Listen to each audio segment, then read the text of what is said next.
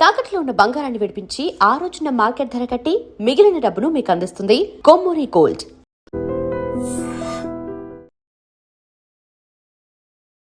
నమస్కారం, welcome to I dream. ధర్మ మార్గం విత్ విజిత కార్యక్రమానికి స్వాగతం.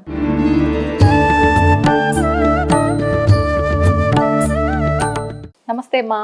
నమస్తే అమ్మా.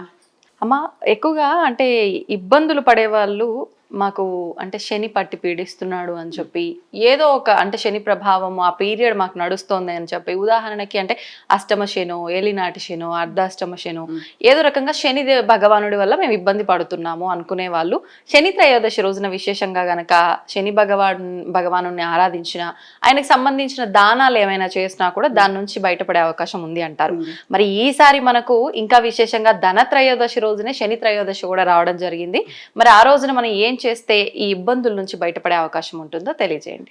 శనివారం నాడు శని త్రయోదశి ముహూర్తం తిథి ఎప్పుడైతే వచ్చిందో ఆ రోజున శని త్రయోదశి అని పాటిస్తారు.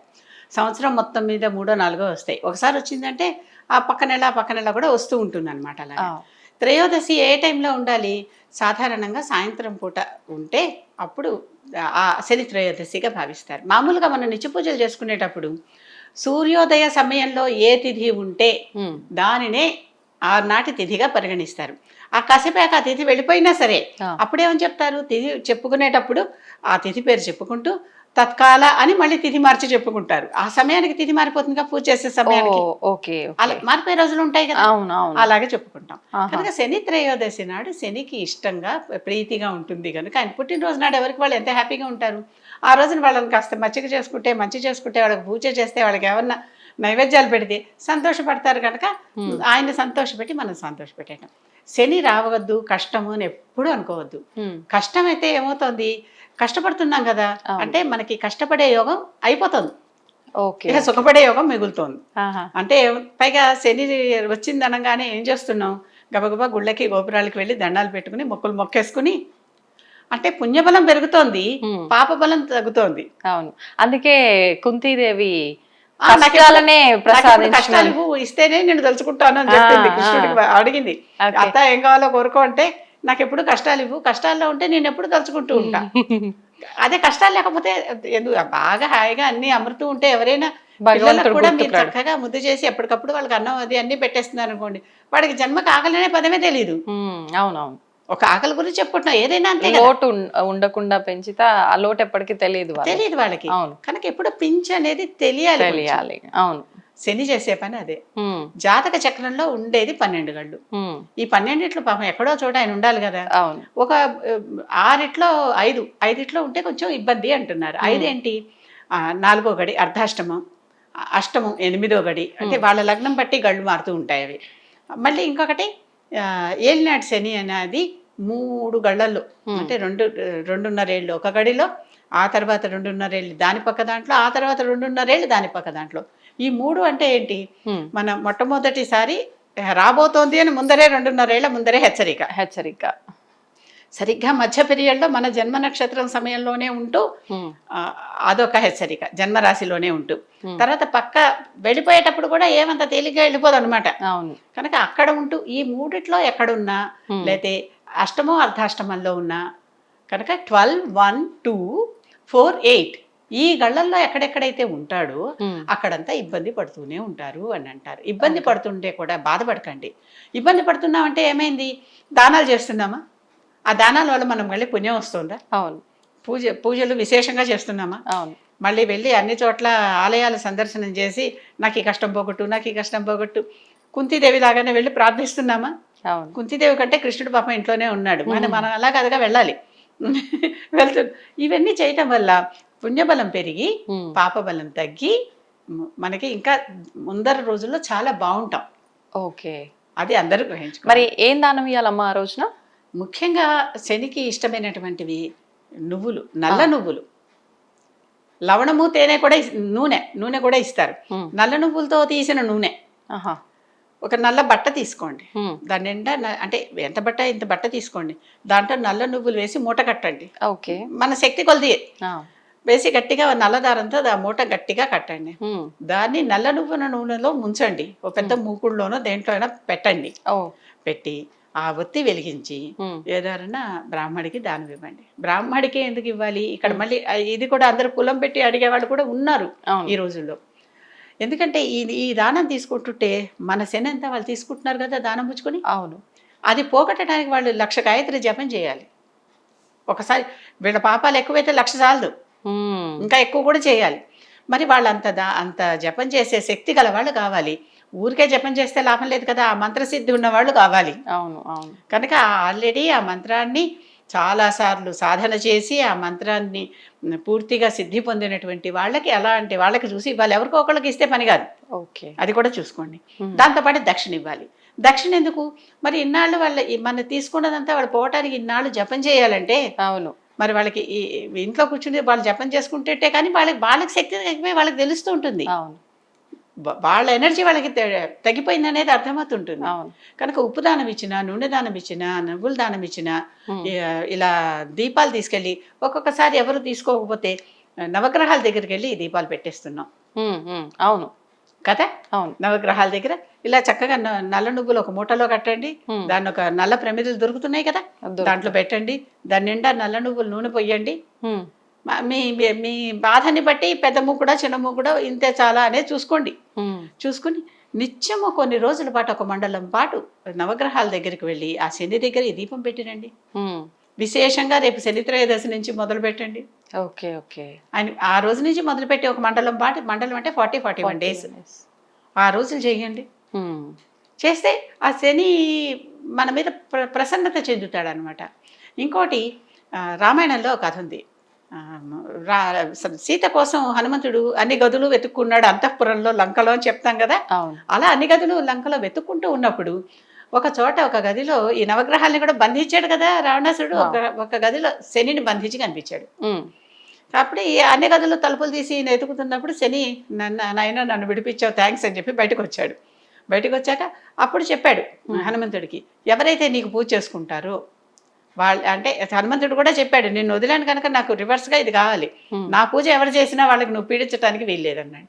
కనుక ఈ శని బాధపడుతున్న వాళ్ళు హనుమంతుడి పూజ కూడా చేసుకోవచ్చు. అందుకే శనివారం నాడు విశేషంగా హనుమంతుడి పూజలు. ఓ, మరి ఇప్పుడు హనుమంతుడి పూజలు అంటే ఎక్కువగా తమలపాకుతో ఆరాధనలు, వడల తమలపాకులు పూయొచ్చు, సింధూరం సేవ చేయొచ్చు కదా. ఏది చేసినా హనుమంతుడు సంతోషిస్తాడు. ఓకే, ఇవన్నీ చేయొచ్చు. విశేషంగా చాలా మంది ఇవన్నీ చేసినా చేయకపోయినా ప్రదక్షిణలు ఎక్కువగా చేస్తూ ఉంటారు హనుమంతుడి గుళ్ళో, హనుమాన్ చాలీసా చేస్తూ. అలా ఏమైనా చేయాలంటారా అమ్మా? ఏ దేవతకైనా కూడా ప్రదక్షిణాలు అనేవి చాలా ముఖ్యం. ప్రదక్షిణాల మీదే ఒక పెద్ద ఎపిసోడ్ చేయొచ్చు. అసలు అన్ని రకాల ప్రదక్షిణాలు ఉన్నాయి. ప్రదక్షిణలు అంటే దక్షిణ మార్గంలో తిరుగుతూ చేయటం అనమాట ఆలయానికి. అలా తిరుగుతూ చేసేటటువంటివి చాలా రకరకాల.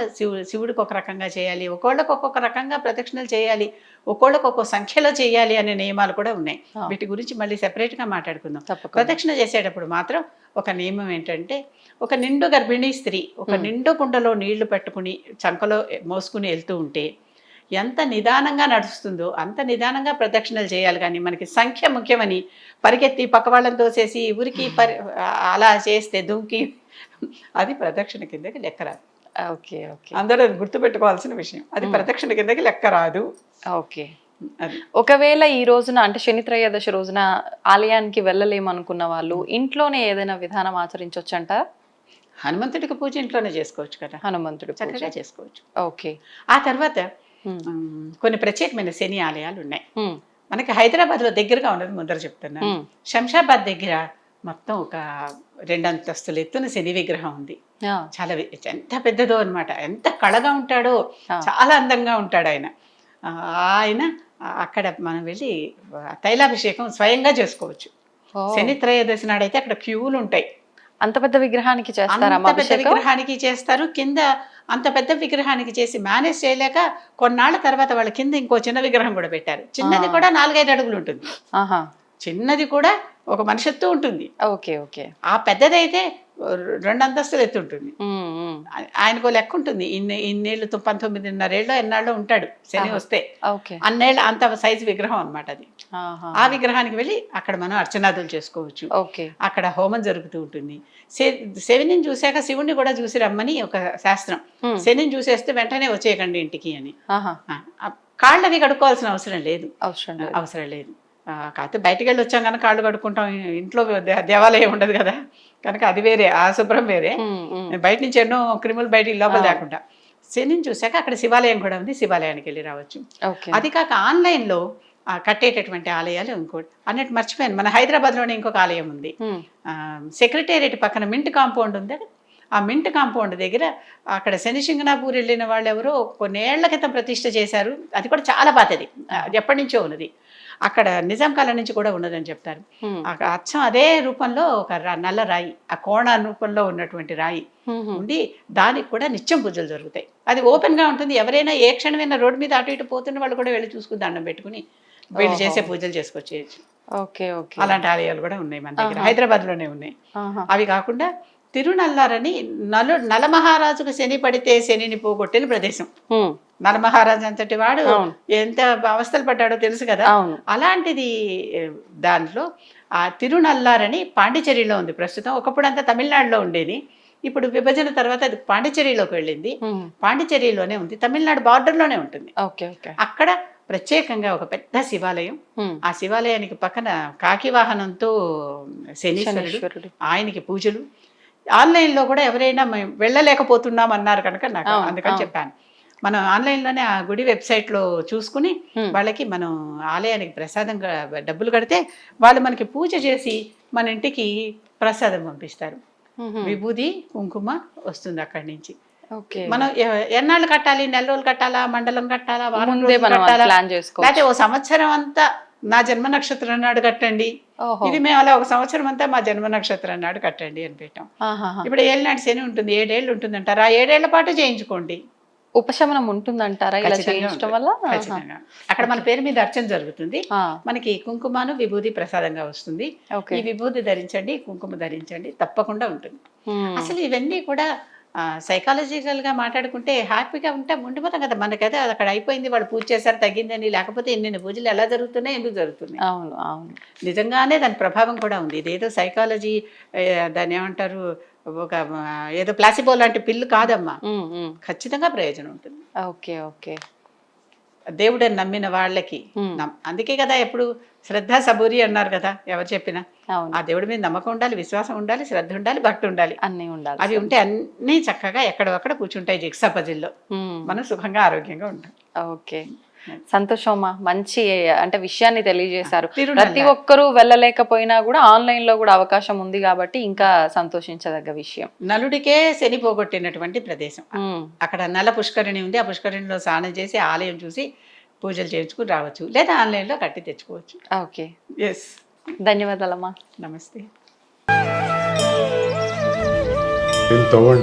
తవ్వుతున్న శివలింగం, సరే దాన్ని అట్లా కప్పేసేయండి, చూపించదండి. కృష్ణ ఇస్ దేర్, మూర్తి పూజ కాదు, సాక్షాత్ బ్రజేంద్ర నందన భగవాన్ ఉన్నారు మూర్తిలో. ఏమీ ఆశించకుండా ఆరాధించే వాళ్ళు కూడా ఉన్నారా ప్రభుజీ? నిజమైన భక్తి అంటే మనకు తెలియదు కాబట్టి